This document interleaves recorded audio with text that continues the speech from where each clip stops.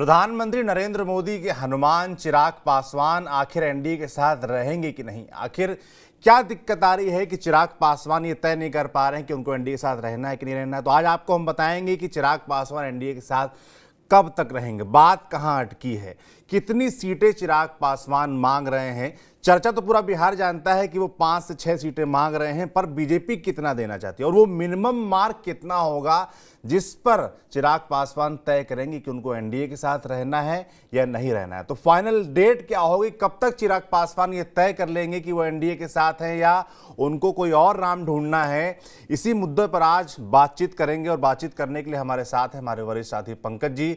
पंकज जी, चिराग पासवान इस वक्त काफी चर्चा उनके नाम को लेकर है कि वो एनडीए के साथ रहेंगे कि नहीं रहेंगे। बात आखिर फंसी कहां है, कब तक तय हो जाएगी कि चिराग इस तरफ हैं या उस पार हैं? देखिए, चिराग पासवान को लेकर के संशय पिछले कुछ दिनों से बना हुआ है और इसकी बड़ी वजह यह है कि चिराग पासवान चाहते हैं कि जो एलजेपी है उसकी विरासत उनके हाथ में सौंपा जाए, एलजेपी का वारिस उनको माने और ये एनडीए माने। और उनको दरअसल धक्का इसी बात को लेकर के पहुंचा है कि एनडीए उनको इकलौती वारिस एलजेपी की नहीं मान रही है। तवज्जो जरूर ज्यादा दे रही है, लेकिन एनडीए खासतौर पर बीजेपी चिराग और पारस ग्रुप दोनों को मिलाकर के 5 सीटें देने को तैयार दिख रही है। ऐसे में सवाल उठता है कि चिराग पासवान का गुस्सा लाजमी है, क्योंकि जब तक जेडीयू माफ करिएगा एनडीए के पाले में नहीं आई थी, तब तक चिराग पासवान कॉन्फिडेंट थे कि 5 सीटें उनको मिलने जा रही है। लेकिन अब ऐसा होता हुआ दिखाई नहीं पड़ रहा है। चिराग पासवान को कहा जा रहा है कि परिस्थितियां बदल चुकी हैं, अब परिस्थितियां उस तरह की नहीं है। ऐसे में बड़ा सवाल उठता है कि आपको भी रियलिस्टिक होना होगा और आपको समझना होगा कि आखिरकार आपको कितनी सीटें दी जा सकती हैं। लेकिन चिराग इस बात से खुश नहीं है। चिराग चाहते हैं कि उनकी मांग दरअसल 5 सीटों की है कम से कम, तो 5 सीटें उन्हें दी जानी चाहिए। लेकिन बीजेपी उनको 3 सीट सौंप रही है और 3 सीट में भी उनको इस बात को लेकर के काफी ज्यादा नाराजगी है कि जो सीटें वो चाह रहे हैं वो सीटें उनको नहीं मिल पा रही। वो हाजीपुर हर हाल में चाहते हैं, वो जमुई हर हाल में चाहते हैं, वो वैशाली हर हाल में चाहते हैं और वो नवादा और जहानाबाद में एक चाहते हैं। या तो आप जहानाबाद दे दीजिए या नवादा दे दीजिए। अब आप सोचिए कि ये 4 सीट तो उनको चाहिए ही चाहिए, 4 सीट और एक हाजीपुर। तो हमने आपको बता दिया कि चिराग न सिर्फ कम से कम 4 सीटों पर मानेंगे, बल्कि 4 वो सीटें चाहिए जो चिराग चाहते हैं। अच्छा, अब चिराग 4 सीटें चाहिए फाइनल और 4 अपने मन की सीटें चाहिए, जिसमें हाजीपुर मस्ट है, जहां से उनके पिताजी चुनाव लड़ते थे। हाजीपुर और जमुई मस्ट है। अच्छा, अब देखिए यहां पेच क्या फंस रहा है। पेच ये फंस रहा है कि हाजीपुर पशुपतिनाथ पारस वहां से सांसद हैं, वो छोड़ना नहीं चाहते चाचा जी। और अगर चिराग पासवान हाजीपुर से आ जाते हैं तो जमुई में इंटरेस्ट जेडीयू का भी है, वहां अशोक चौधरी भी काफी मशक्कत करते रहे। ऐसे में सवाल उठता है कि क्या जमुई इनको छोड़ना पड़ेगा अगर हाजीपुर मिल जाता है तो? सबसे पहले हाजीपुर मिलने की अब उनको गारंटी नहीं मिल पा रही। अच्छा, ये एक बड़ी वजह है। और हाजीपुर मिलने की गारंटी नहीं मिल पा रही है, साथ ही साथ वो वैशाली चाह रहे हैं, उसकी भी गारंटी नहीं मिल रही है। ऐसे में सवाल उठता है कि वो करेंगे क्या करेंगे। और, तो पहले और, मैं आपसे और, जानना चाहता हूं कि और गारंटी क्या मिल रही है और, बीजेपी की और तरफ मैं से? आपको बता दूं कि नवादा सीट पे भी एलजेपी के प्रत्याशी जीते हुए हैं, लेकिन वो पारस गुट में है। चिराग चाहते हैं कि हमको नवादा और जहानाबाद में एक सीट आप दीजिए। वैशाली से वो अपने उम्मीदवार को लड़ाना चाहते हैं, नवादा या जहानाबाद से वो अपने उम्मीदवार को लड़ाना चाहते हैं, हाजीपुर और जमुई वो अपने पास रखना चाहते हैं। हाजीपुर से वो खुद लड़ेंगे तो जमुई में अपने किसी परिवार के सदस्य को लड़ाएंगे, मोस्ट प्रॉब्ली अपने बहनोई को लड़ाएं या किसी और को दें। तो ये 4 सीट तो उनको हर हालत में चाहिए, लेकिन अभी कौन कौन सी सीटें उनको दी जाएगी उसका भी पिक्चर साफ नहीं है। एक बड़ी बात यह है और चिराग के अंदर नाराजगी इस बात को लेकर के भी है। अब थोड़ा सा गणित पर आइए। गणित क्या कहता है, आंकड़े क्या कहते हैं? 17, 16, 33 सीटें 17 पे बीजेपी जीती हुई है, 16 पे जेडीयू जीती हुई है। जबकि 17 पे जेडीयू लड़ी थी। हारी कौन सी सीट थी? किशनगंज। अब सवाल उठता है कि किशनगंज अगर जेडीयू से ले भी लिया जाता है और जेडीयू को कहा जाता है कि आप 16 सीट पे, जेडीयू 16 सीट से कम पर नहीं मानती। वैसे मैं आपको बता दूं कि जेडीयू को भी 12 सीट से ज्यादा बीजेपी ऑफर नहीं करना, पर आप कह रहे हैं जेडीयू मान नहीं रही है। लेकिन जेडीयू 16 सीट से कम पर मानने को तैयार नहीं है, उसके तमाम लोग बोल रहे हैं। और जिस तरीके से प्रधानमंत्री नीतीश कुमार को तवज्जो दे रहे हैं, तो इस बात को तो इनकार किया नहीं जा सकता। आप देखिए औरंगाबाद में किस तरीके से प्रधानमंत्री ने नीतीश कुमार को सम्मान दिया, बेगूसराय में किस तरीके से दिया, और आज बेतिया में रैली भी होनी है, ये भी बात है। अब ये सवाल ये होनी थी। अब सवाल ये उत्पन्न होता है कि ऐसे में अगर जेडीयू बीजेपी 33 सीट पर लड़ते हैं तो एक 34वां सीट किशनगंज बसता है। किशनगंज मुस्लिम डोमिनेटेड क्षेत्र आता है। आपको याद होगा पिछले चुनाव में एक सीट जहां से विपक्ष जीत पाया था वो किशनगंज था, कांग्रेस के उम्मीदवार वहां से जीते थे। तो वो किशनगंज सीट तो चिराग नहीं चाहते हैं। अब चिराग कैंप का कहना है कि हमको सीट तुम 4 दे दो और उसमें एक किशनगंज पकड़ा दो, तो वो भी हमको नहीं चाहिए। हम मिनिमम 4 पे हम मान जाएंगे, वो भी हमारे मन की। वो ऑफिशियली नहीं कह रहे हैं, ये भी जान लीजिए। लेकिन अंदर अंदर जो मुझे पार्टी के सूत्रों से पता चला कि 4 पे मान लेंगे, क्योंकि पीएम मोदी का अनुमान मोदी को छोड़ना नहीं चाहता। ऐसे ये कहने की बात है। आप राजनीतिक नाफा नुकसान देखेंगे तो निश्चित तौर पर चिराग मानते हैं कि एनडीए की सरकार बनने जा रही है। एनडीए की सरकार बनने जा रही है तो उनका मंत्री बनना तय है। और जिस तरीके से एनडीए के पक्ष में हवा बह रही है तो बिहार में उनका जीतना भी आसान हो जाएगा। जितनी सीटों पर लड़ेंगे उनकी जीत सुनिश्चित हो जाएगी। इसलिए वो बीजेपी के साथ बने रहना चाहते हैं। प्रधानमंत्री मोदी में उनकी अपार निष्ठा है, मगर आस्था है। लेकिन वही मैं कह रहा हूं, पर उसका एक बॉटम लाइन ये है कि 4 सीट, और 4 सीट कम से कम 4 सीट, और 4 सीट में हाजीपुर, जमुई, वैशाली और नवादा और जहानाबाद में एक, तो ये 4 सीटें तो चाहिए ही चाहिए। अगर ये 4 सीटें नहीं मिलती हैं तो चिराग फिर अपने नए अनुमान की तलाश, नए राम की तलाश कर चुके हैं। और ये जान लीजिए नए राम की तलाश कर चुके हैं तो वो पाला बदल लेंगे। इससे कम पे चिराग नहीं मानेंगे। कोई तारीख ये उनके पार्टी कैंप के द्वारा कहा जा रहा है। जहां तक तारीख का सवाल है तो मैं आपको ये बता दूं कि 8 तारीख को मुख्यमंत्री नीतीश कुमार स्कॉटलैंड जा रहे हैं और 8 तारीख तक ये सारा फैसला हो जाएगा।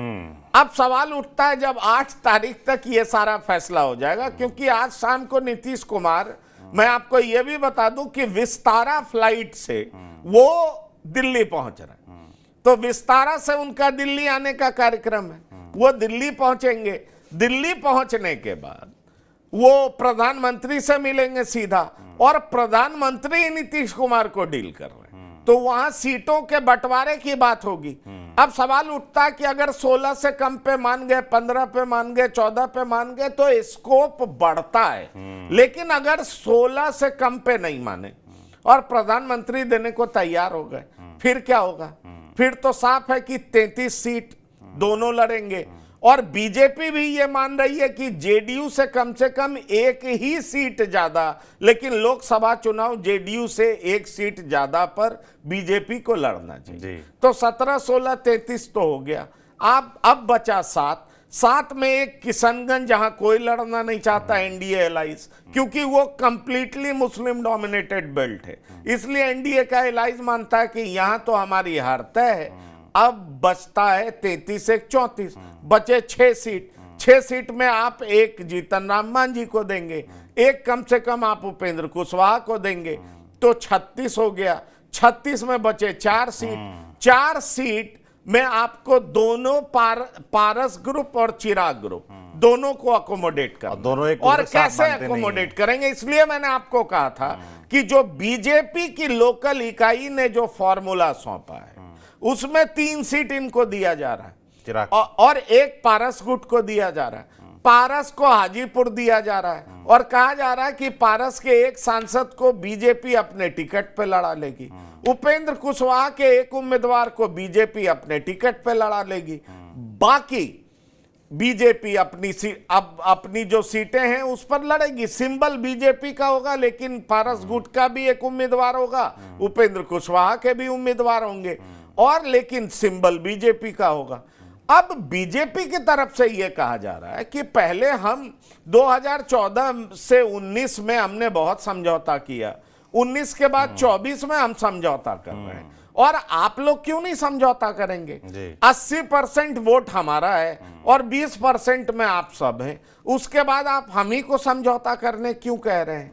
देखिए, बड़ा सवाल ये है कि चिराग पासवान भी इस बात को समझते हैं कि हम जिता सकते हैं, हम हरा सकते हैं, लेकिन अपने दम पे जीत नहीं सकते। जो स्थिति सुभाषपा की उत्तर प्रदेश में है, ओपी राजभर की पार्टी की, वही स्थिति चिराग पासवान की। इस बात को समझना होगा। आखिरकार इनका वोट परसेंटेज, इसमें कोई शक नहीं है कि चिराग पासवान की लोकप्रियता बहुत बढ़ी है, पिछले चुनाव की तुलना में अभी बहुत बढ़ी है, लेकिन अभी भी चिराग पासवान के कैडर, वोटर्स पार्टी को खड़ा करने में और अपने दम पे खड़ा करने में सालों लग जाते हैं। उसमें कई नेताओं की जरूरत पड़ती है। चिराग अपनी पार्टी के इकलौते नेता है, बाकी लोग ठीक है उनके नाम पे जीतेंगे। ऐसे में सवाल उठता है कि चिराग करेंगे क्या? तो आपका जो सवाल था कि कब तक फैसला करेंगे, आप ये जो जानना चाह रहे हैं, तो देखिए 10 मार्च तक वो क्लियर कर लेंगे, क्योंकि 10 मार्च तक ये बात तय हो जाएगा कि चिराग करेंगे क्या करेंगे। ये तय हो जाएगा कि चिराग किधर जाएंगे। क्या चिराग को मनाने खुद प्रधानमंत्री जी आएंगे? क्या चिराग को मनाने खुद अमित शाह उतरेंगे? ये देखने वाली बात होगी, लेकिन चिराग 10 तारीख तक तय कर लेंगे। ऐसा मैं इसलिए कह रहा हूं क्योंकि जो विपक्षी पार्टियां हैं वो चिराग का इंतजार कर रही है, और विपक्षी पार्टियां सीटों के बंटवारे की पूरी कवायद 10 मार्च से शुरू करने जा रही है। तो इसलिए आप समझ सकते हैं कि विपक्षी पार्टियों की जो सोच है उसने एक टाइम मार्जिन रखा हुआ है कि हम सीटों का बंटवारा कब करेंगे, कैसे करेंगे, और इस स्थिति में अगर चिराग पासवान आ जाते हैं तो हम क्या करेंगे।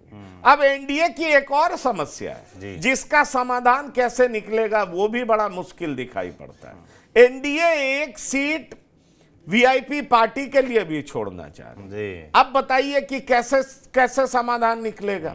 मैंने 33 सीट बीजेपी जेडीयू का बताया, एक सीट किशनगंज कोई लड़ना नहीं चाहता, 34 में से 2 सीट आप उपेंद्र कुशवाहा और जीतन राम मांझी को दे दीजिए तो 36 बचे। 4 में एक सीट आपको अगर वीआईपी पार्टी आती है तो उनको भी देना होगा, तो 3 सीट में क्या होगा, बड़ा सवाल यह है। तो 3 सीटों में फिर कहा जा रहा है, बीजेपी के सूत्रों से जो पता चल रहा है कि 3 सीट तो चिराग को ऑफर कर दिया जाएगा, एक सीट पर बीजेपी सिंबल से पारस गुट को लड़ाया जाएगा, लेकिन फिर पारस गुट उसके लिए तैयार होगा कि नहीं होगा, यह भी बड़ा सवाल है।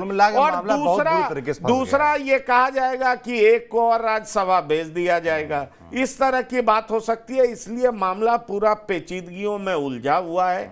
इस पेचीदगी का सॉल्यूशन कैसे निकलेगा तो मुझे लगता है बीजेपी के शीर्ष नेतृत्व ही निकाल पाएंगे, क्योंकि ये भी सच बात है कि अगर प्रधानमंत्री नीतीश कुमार से कहेंगे कि आप 16 नहीं 14 पे लड़ लीजिए, 12 पे लड़ लीजिए, 13 पे लड़ लीजिए, तो हम इस बात को भी इनकार नहीं कर सकते कि नीतीश कुमार नहीं मानेंगे, क्योंकि नीतीश कुमार की मुलाकात होनी है। पर अभी की जो स्थिति है, जो हम दर्शकों को बताना चाह रहे हैं कि चिराग ने यह तय कर लिया है कि 4 सीटें अगर हमें नहीं मिली और साथ ही साथ हमारी मनचाही सीटें, जिसका एक बार फिर से मैं आपके सामने जिक्र कर दूं, वो सीट है हाजीपुर, वो सीट है जमुई, वो सीट है वैशाली, और नवादा और जहानाबाद में एक सीट। ये 4 सीटें अगर हमें नहीं दी गई तो हम एनडीए से नाता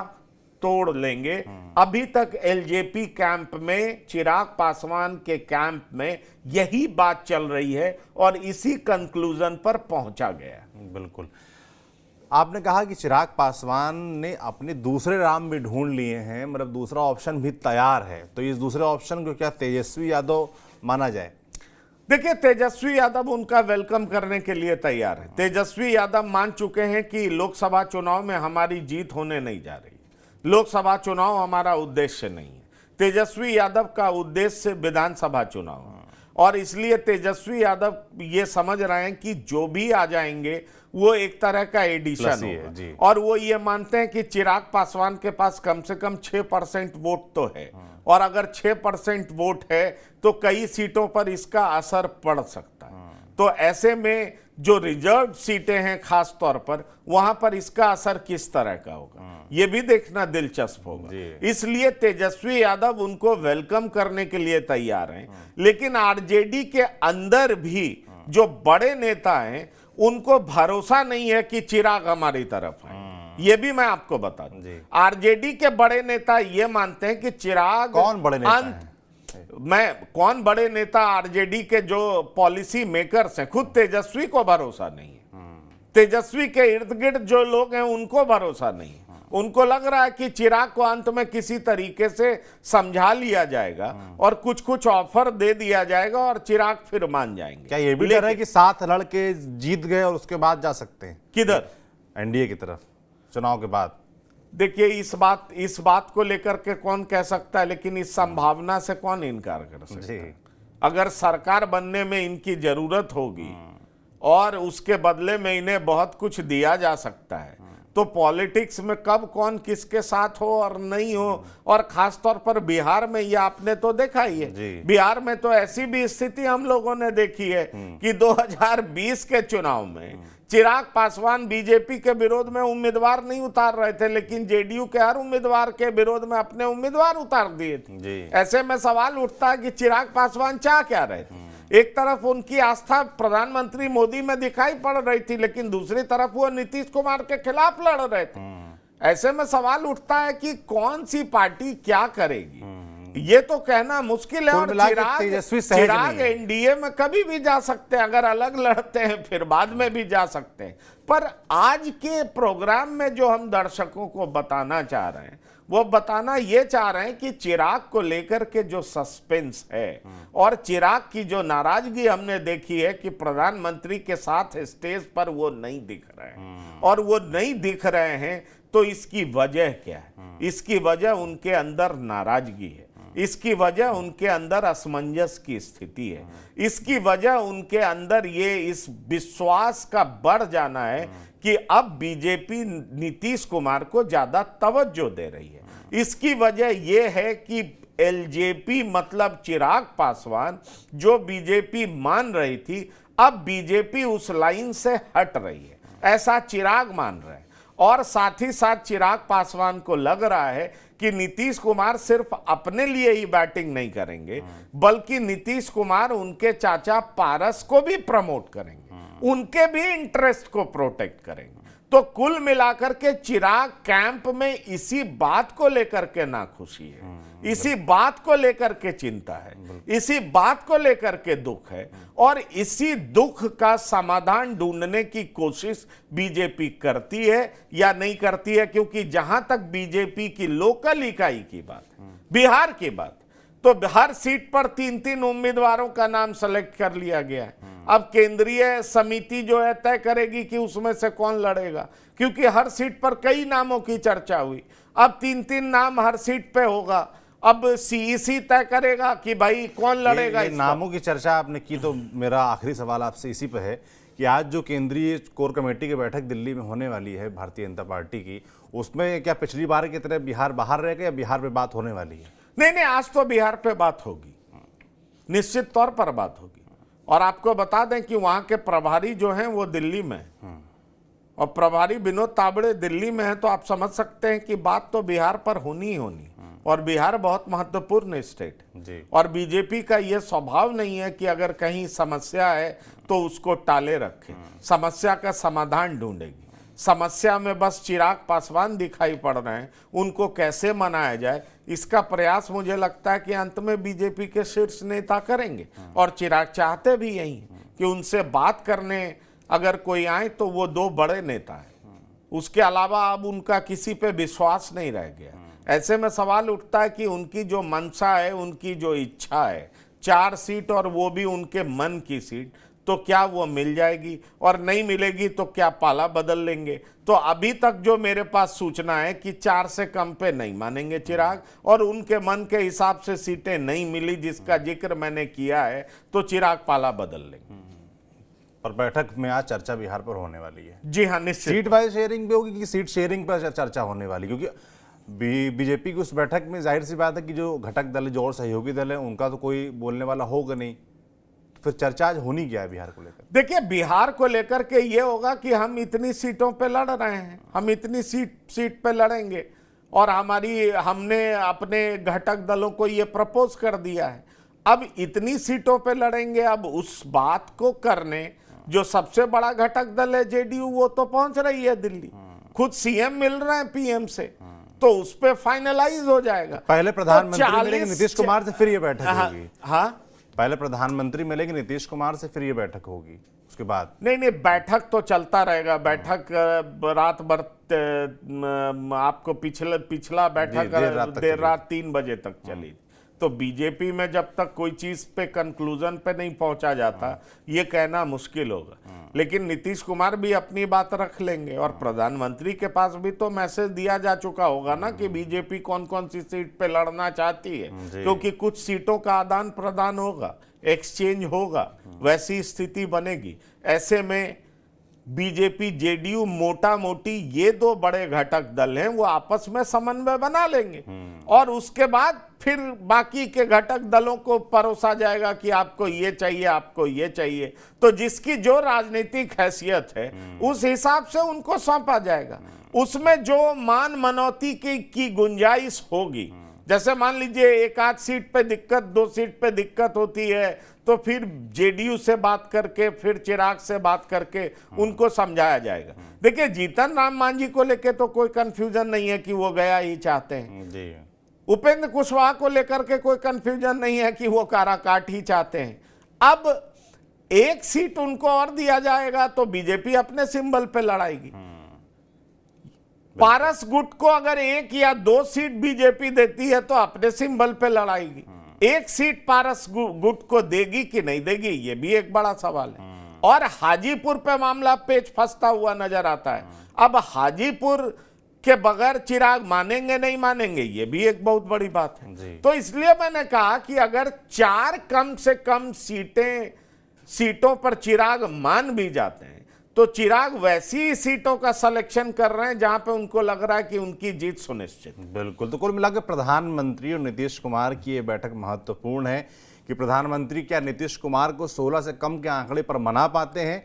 उसी से रास्ता निकलेगा कि जो कन्फ्यूजन चल रहा है सीट शेयरिंग को लेकर, जो और अन्य सहयोगी दल हैं उनको कितनी सीटें दी जा सकती हैं। तो प्रधानमंत्री और नीतीश कुमार की बैठक जो होगी, बातचीत होगी, उस पर हमारी नज़र रहेगी। साथ ही जो केंद्रीय चुनाव समिति है, जो केंद्रीय कोर कमेटी है, उसकी बैठक में बिहार को लेकर क्या बातचीत होती है, क्या निकल कर आता है, कल हम जाहिर सी बात प्रयास करेंगे, पंकज जी प्रयास करेंगे उस पर जो भी बातचीत होती है आपको बताने की। क्योंकि चिराग पासवान का निर्णय कब तक होगा ये आज हमने बताया। चिराग पासवान नाराज हैं, यह आपको बताया। क्या वो चाहते हैं, एग्जैक्टली कितना चाहते हैं, 4 सीटें चाहते हैं, कौन सी 4 सीटें चाहते हैं, सब आपको बताया। और तारीख भी बता दी कि इस तारीख तक, 10 तारीख तक तय नहीं हुआ तो चिराग पासवान अपने अगले राम की तलाश की ओर बढ़ सकते हैं। आप देख रहे थे TV9 बिहार झारखंड। शुक्रिया।